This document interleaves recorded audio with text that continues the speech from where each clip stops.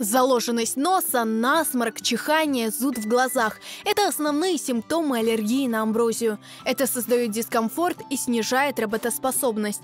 Попадая в нос, пыльца этого сорняка может в том числе вызвать приступы бронхиальной астмы. Наступил сезон поллинации амброзии, сорняка, который представляет опасность и вызывает симптомы аллергии, которая проявляется в виде насморка, слезотечения, чихания, заложенности носа и, конечно, ухудшает качество жизни. По данным Россельхознадзора, в этом году на полуострове установлено 35 новых очагов сорняка. Общая площадь территории в Крыму, где растет амброзия, более 335 тысяч гектаров. В администрации Симферополя добавили 600 тысяч рублей на ликвидацию амброзии. Однако в разных районах города есть целые плантации этого растения. Жители крымской столицы жалуются на аллергию. Ой, ужасно. Вот я что только не пила. Тоже опять мучаюсь этим амброзией. Пекчок амброзия, бульмимен. А у больницы я вардам, 4-й поликлиника. Там вот так вот перед больницей, поликлиникой, все заросшая амброзия. Он чинде, конечно, пек каинший. Амброзия яка, бульмим. У меня нет, у жены есть. Весь месяц еле дышала. Лекарства уже не помогают. Симптомы, у меня, допустим, слизистая раздражается, насморк, горло чешется и глаза текут.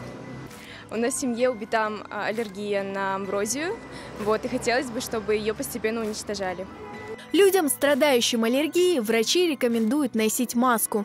И в настоящее время как от нее уберечься? Ну, конечно, ношение масок, потому что маски будут спасать не только от коронавируса, но и избытка пыльцы в воздухе.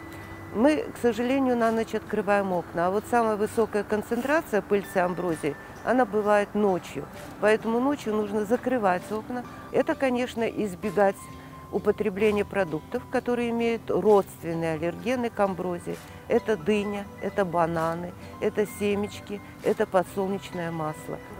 Меры профилактики, которые доступны без обращения к врачу, это промывание носа солевыми растворами.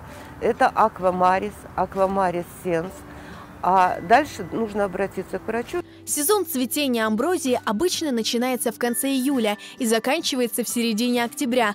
Пыльца сорняка распространена повсеместно. Ветер разносит пыльцу на сотни километров. Врачи призывают уничтожать сорняки амброзии и ответственно отнестись к борьбе с ней. Мы должны около своего дома увидеть даже один кустик амброзии. Пусть мы не страдаем аллергией, мы должны его уничтожать. Когда приходят и говорят, у меня под окнами растет амброзия, это нонсенс.